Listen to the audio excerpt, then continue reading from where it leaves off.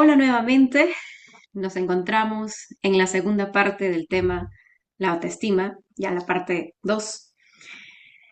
Buenos Ujú. días, buenas tardes, buenas noches, como en el tiempo que ustedes se encuentren.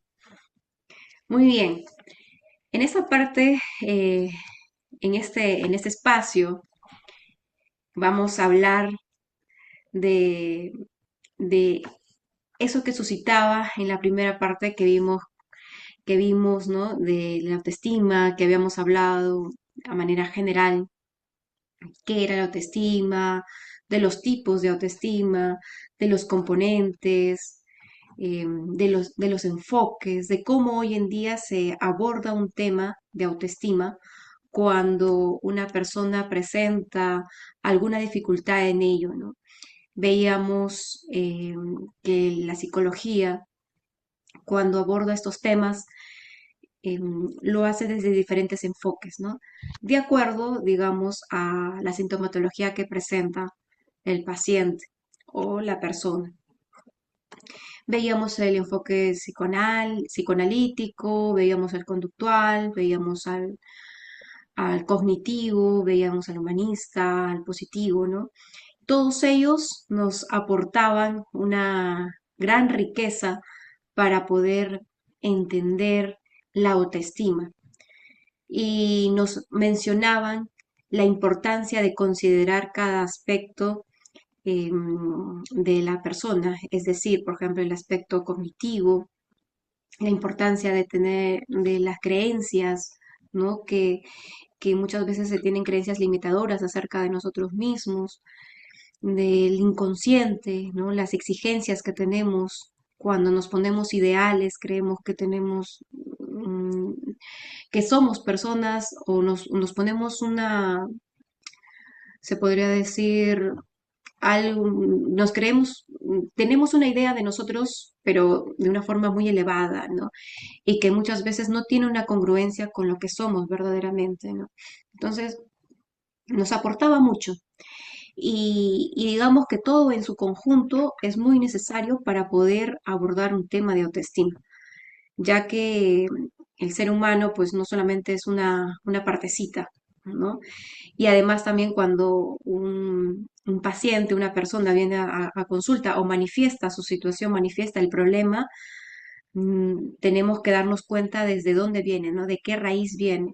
Si esta raíz viene de algún pensamiento, de algún conflicto inconsciente, quizás de algunos problemas que ha tenido en la infancia, porque quizás nunca estuvieron papá o mamá ahí presentes y no hubieron quien nos elogien, o no tuvieron ese tipo de reforzamientos, me refiero al enfoque conductual. Entonces, em, digamos que todo en su conjunto tendríamos que ver cuando se presenta una persona, ¿no? Para poder tener un mejor tratamiento o un mejor aborde de la autoestima. Sin embargo, también veíamos que se quedaba muy chico, lo voy a decir así, en estas palabras. ¿Por qué? Porque se relacionaba o se vinculaba la valoración de la persona a diferentes aspectos. Por ejemplo, el psicoanalítico lo vinculaba al inconsciente, nos decía que la persona que va a tener una autoestima sana va a ser aquella persona que tiene una buena relación entre el yo y el ideal del yo. Entonces, la autoestima estaba relacionada a un inconsciente. Pero, ¿qué pasaba con aquellas personas que eh, querían ir más allá de este inconsciente? Querían reconocer de dónde, de verdaderamente de qué, cómo valgo yo, o sea, de qué valgo, ¿no? O sea, por qué es mi valor, ¿no? Veíamos o tocábamos algunos ejemplos de aquellas personas que relacionaban su valor con los logros que obtenían, eh, con los títulos, con, eh, digamos, las determinadas etiquetas que iban teniendo en la vida y que creían o se cree que eso es lo que vale o se reforzaba en ello para que las personas puedan tener una autoestima más saludable, ¿no? Entonces, se pretendía abordar un problema partiendo de un solo parámetro o una sola arista que ahora sí voy a decir que englobamos a la psicología, ¿no? Porque todos estos enfoques en sí eh, están dentro de, o sea, son enfoques psicológicos y estos temas de autoestima se abordan dentro de la psicología. Pero olvidamos un aspecto muy importante, ¿no? Que el ser humano es complejo y no solo se reduce a la psicología, sino que tenemos que situarlo ante su verdadera esencia, es decir, ante su verdadero yo. Quizá muchos digan en esto que manifiesto, ¿no? Quizás digan sí, pero o sea, si hay algo que es psicológico, entonces se tiene que tratar como tal, ¿no? Como psicológico, ¿no? No se puede abordar con otro tipo de cosas, ¿no? Eh, y me viene a la mente este pasaje o este dicho que dice Jesús, ¿no? Al César lo que es de César y al Dios lo que es de Dios, ¿no?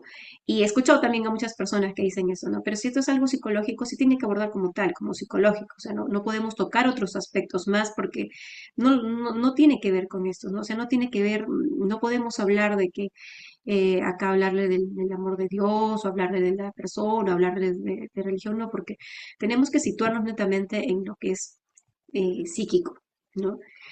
Entonces, de esa forma se intenta separar aspectos fundamentales del ser humano y se centran en un aspecto que es psicológico. Pero aquí se corre un riesgo, ¿no? El riesgo es que esto puede ser muy superficial, porque abordar al ser humano desde el aspecto psicológico sin realmente invitarle a profundizar, a explorar en su verdadero yo, podría ser perjudicial, porque el ser humano o esa persona siempre va a relacionar su valor o su autoestima hacia lo que se está reforzando, perdiendo su verdadera esencia, su verdadero valor, ¿no? Entonces, aquí les quiero compartir qué nos dice eh, por ejemplo, aquí había visto dos fuentes importantes, dos fuentes de información. El- este documento que es el Gaudium et Spes, que nos habla del valor del ser humano, que nos dice que el ser humano tiene un valor inmenso porque ha sido creado a imagen y semejanza de Dios y llamado a un destino eterno, ¿no? Que para aquellos que quizás no conocen el Gaudium et Spes, bueno, esa es una constitución, es la constitución pastoral del Concilio Vaticano II, que se realizó en 1965 acerca o sobre el valor del ser humano, ¿no? Donde se habla acerca de qué es el ser humano, cuál es el valor verdadero, ¿no? Entonces, aquí nos dice que el ser humano es a imagen y semejanza de Dios y que tiene un destino eterno. Estamos llamados a ser eternos. Por eso es que cuando una persona siente mucho temor y se podría decir hay mucho temor a la muerte y nos entristecemos, es porque nosotros en nuestro interior tenemos esos deseos de eternidad, ansiamos esa eternidad. Y no, quizás muchos no lo reconocen como tal.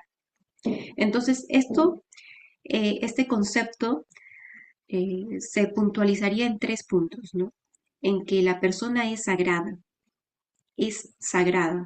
es decir, nosotros, cada ser humano es sagrado, no se puede tocar, o sea, no podemos ahondar entrar en esa profundidad, en esa intimidad del ser humano sin reconocer que es sagrado, que tenemos que, por así decirlo, descalzarnos, ¿no? Entrar a ese mundo, a ese interior, de una forma muy delicada.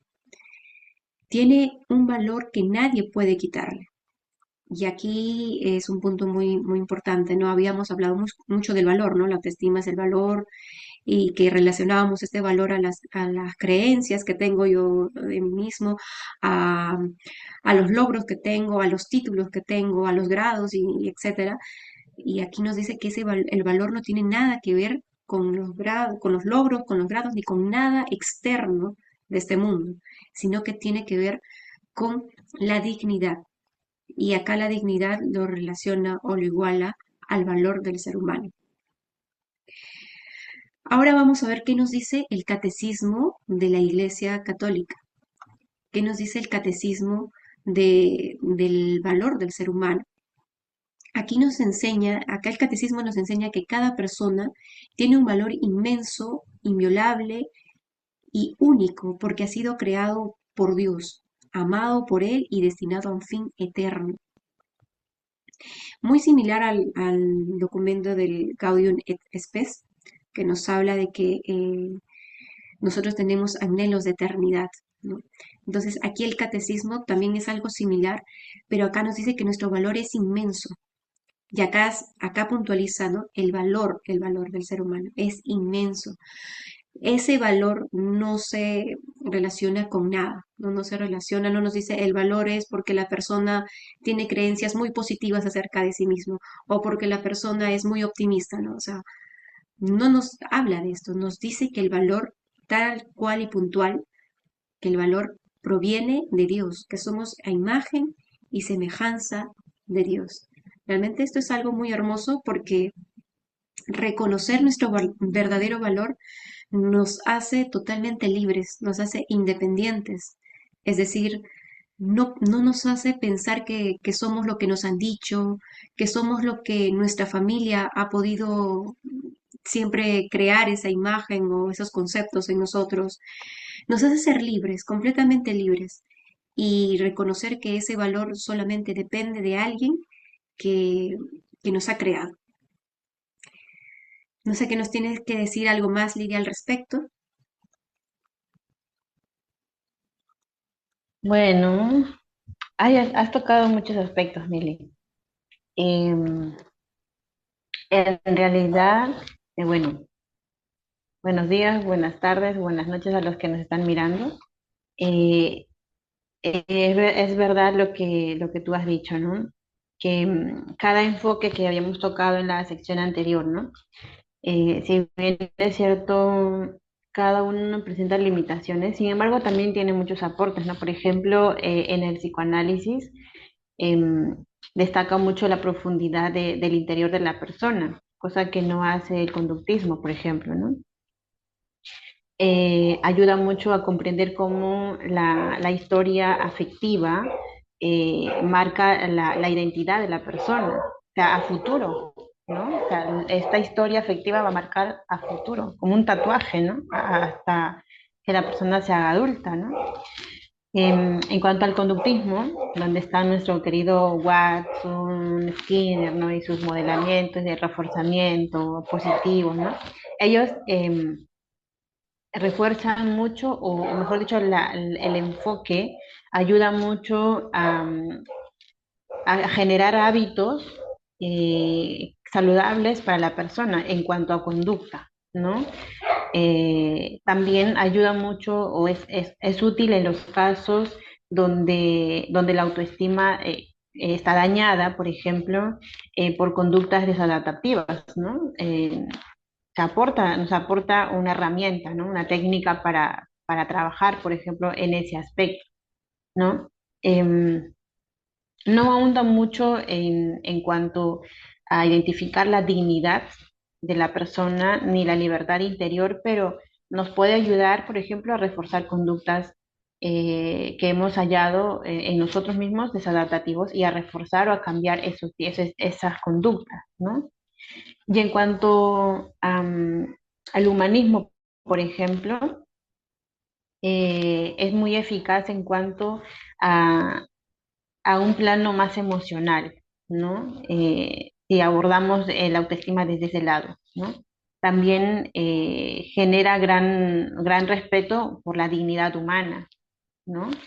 Y la libertad de la persona, cosa que el psicoanálisis, por ejemplo, no lo hace, ¿no?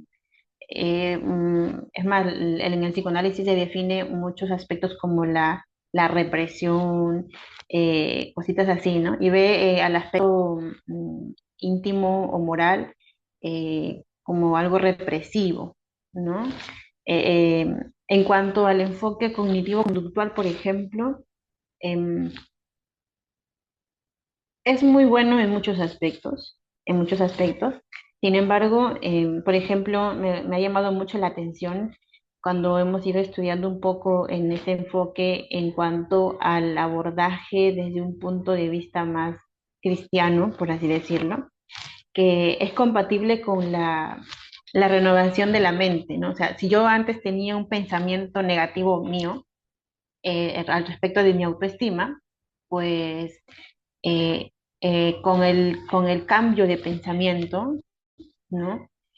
Ayuda a que yo tenga un pensamiento positivo de mí, por ejemplo, ¿no? Em, También fomenta mucho la responsabilidad, o sea, yo hago algo al respecto de mi autoestima, pues yo asumo las consecuencias de ese algo que he hecho, por ejemplo, ¿no? También hay una responsabilidad social, ¿no? También ayuda a fomentar el cambio, ¿no? De pensamiento, de conducta, por ejemplo, ¿no? Y así cada enfoque, ¿no? Cada enfoque, ¿no? A lo que tú decías, Mili, es que mucho nos hemos, tantos, yo creo que me atrevería a decir que muchos especialistas también en cuanto a algún enfoque, pues hemos reducido nuestra mirada, hemos reducido mm, a la persona, al paciente que viene a consulta o a buscar ayuda, a solamente sus síntomas, ¿no? Y no hemos visto a la persona como un conjunto mm, que tiene, por ejemplo, ¿no? En cuanto a su dignidad, en cuanto a su ser persona, en cuanto a su identidad, en cuanto a sus creencias, en cuanto a sus principios, a sus valores, ¿no? Eh, Incluso solamente muchos nos hemos dedicado a trabajar solamente a abordar a la persona desde un aspecto técnico, ¿no? Y sin ayudarle a comprender su ser, dignidad, o sea, en en cuanto a ser persona, ¿no? Y justamente de eso tratamos de hacer aquí, ¿no? De no mirar al ser humano solamente desde un síntoma o desde la conducta o desde un problema o una serie de síntomas, ¿no? Sino desde una integralidad, por así decirlo, ¿no? Y entonces justamente de ahí hablamos de lo que es este proyecto, ¿no? Mirar al hombre desde un aspecto técnico, como ya lo hemos hecho anteriores veces, ¿no? Y como estamos muy acostumbradas a hacerlo, o ver a la persona desde una dignidad intrínseca, de lo que tú hablabas, ¿no? Desde la mirada de Dios, ¿no? O sea, ¿cómo soy yo sin la opinión de otro, tanto positiva o negativa? ¿Cómo soy yo delante de Dios? ¿No? Incluso si yo soy una persona que ha cometido o ha hecho muchas cosas negativas en cuanto a mi ser persona, eh, esos aspectos negativos míos delante de Dios, ¿en qué se traduce? Mi dignidad eh, disminuye, mi dignidad se ve afectada, Dios ya no me quiere, me odia, ¿no? O cómo está la situación ahí, ¿no?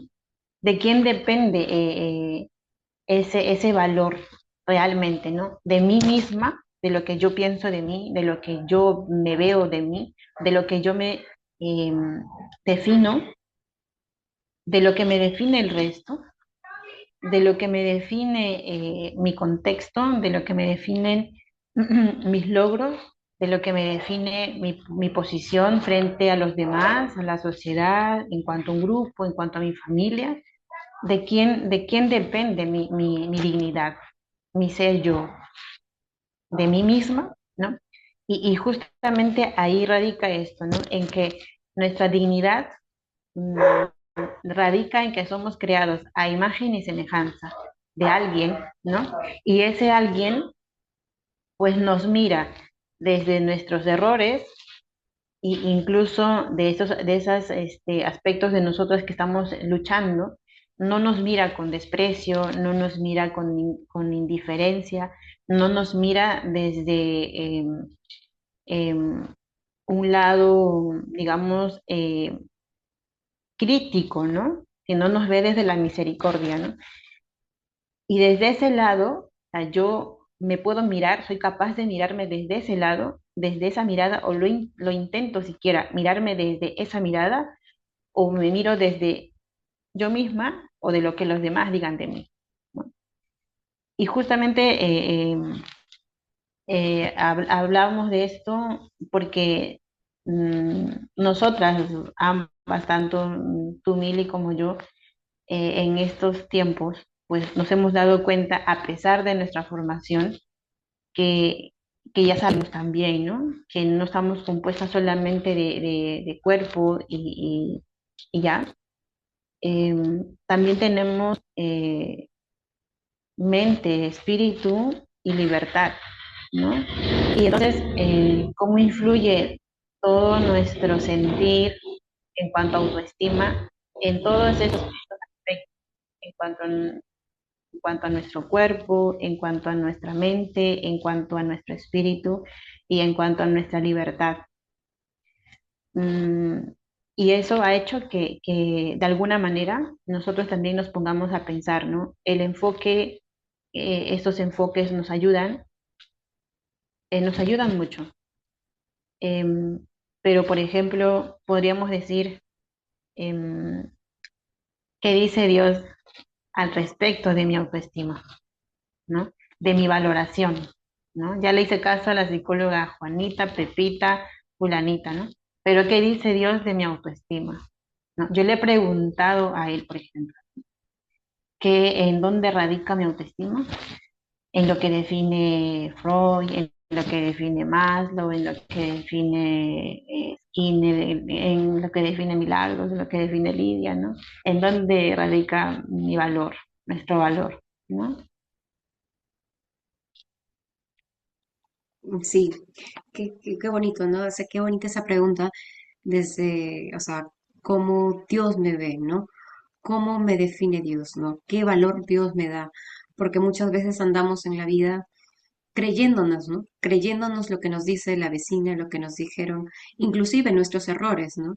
O nos definimos por nuestros errores, creemos que nosotros somos eso, que si nos equivocamos, eh, ya, o sea, somos unas personas fracasadas, ¿no? Y que de ahí no vamos a poder salir, por más que las ideas positivas y las mil y un pensamientos, eh, se podría decir, saludables que tengamos, convencernos o repetirnos constantemente eso nos hace caer en una, digamos, ahí en un, como que una obsesión, un pensamiento, ¿no? Constantemente repetirlo, pero realmente entenderlo, realmente comprender mi sentido, mi valor y realmente pensar y situarme qué es lo que realmente, o sea, qué es lo que realmente soy, de dónde proviene mi valor. Y yo creo que eso restaura bastante, o sea, Ujú. restaura realmente ese corazón roto, quizás por las muchas definiciones que hemos tenido o por las muchas situaciones que hemos vivido. Restaura completamente ese mundo interior. Por eso es que, Y, y sí, creo, perdóname, Mili, sí, y sí, sí, creo, y claro. estoy segura de eso también, no recuerdo en dónde o a quién lo he oído, pero no solamente restaura, sino que nos redime, como que nos redime en cuanto ser persona, en cuanto a ser hijo y en cuanto a ser iglesia, ¿no? Ujú, Y es algo muy bonito eso, ¿no? ujú. Ahora solo para, antes de terminar, puntualizar a dos santos, ¿no? Santo Tomás de Aquino y a Santa Teresa de Jesús, ¿no? Que hablan, digamos, algo que se refiere mucho a este tema de la autoestima, ¿no? Por ejemplo, Santo Tomás de Aquino nos dice que Santo Tomás de Aquino distinguió la soberbia de la humildad, siendo clave para entender que el valor no reside en uno mismo, sino en la gracia divina. Qué importante es cuando entendemos esto, que no somos nosotros quienes somos los poderosos y en el mundo andamos pregonando nuestro empoderamiento a diestra y siniestra y a todo el mundo, ¿no? Sino que realmente todo lo que somos, todo lo que poseemos y nuestra dignidad, nuestra dignidad, nuestro verdadero valor vinculado a Dios, O sea, es grandioso, ¿no? Pero que todo lo que nosotros poseemos depende de la gracia divina, ¿no? Y acá Santa Teresa de Jesús nos dice que la humildad es andar en verdad y considera la madre de todas las virtudes a la humildad. No se trata de una falsa modestia o de sentirse poca cosa, sino de reconocer la propia realidad ante Dios, aceptando nuestros dones y limitaciones. Aquí prácticamente ya resumió lo que es en sí la auténtica autoestima, ¿no? La auténtica autoestima, que es andar en humildad. Cuando uno no anda en humildad, anda en soberbia. Por eso es que recalcaba bastante que muchas veces el abordar la autoestima partiendo desde un falso empoderamiento, desde querer inflar el ego, querer inflar lo que yo puedo ser, debilita. Realmente es algo que debilita la verdadera autoestima y nos puede llevar a ser personas soberbias en la vida, ¿no?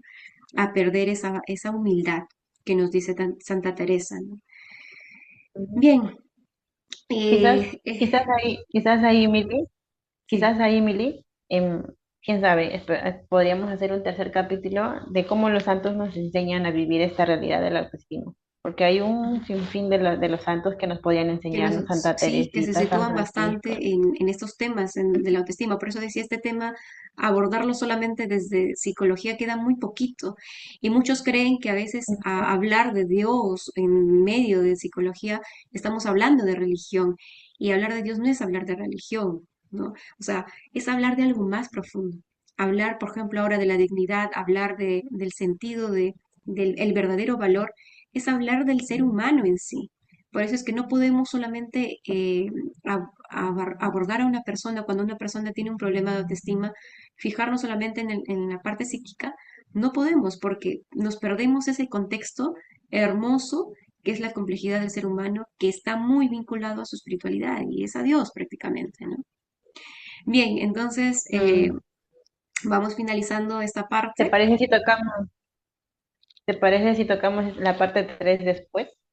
Yo creo que sí, porque siempre va a ser para enriquecer y compartir, sobre todo esto que a nosotras nos ha fortalecido, prácticamente nos ha dado esa luz de poder sanar nuestras vidas, porque lo que compartimos aquí no es que salga así nada más, no ha sido de muchas conversaciones con Lidia, pero sobre todo de experiencias de vida, ¿no? Hablar de autoestima es hablar de mí, hablar de lo que Lidia también ha vivido y hemos podido realmente identificar ese valor y qué tanto nos ha construido esto en nuestras vidas, ¿no? Y sí, yo creo que podría haber una tercera Ujú. parte en donde podemos compartir qué nos dicen los santos acerca del valor de este valor que es tan importante, el valor a uno mismo, ¿no? Bien, entonces nos vemos en la parte 3 de autoestima, ahí con muchos amigos santos. Nos vemos. Adiós. Chao, chao.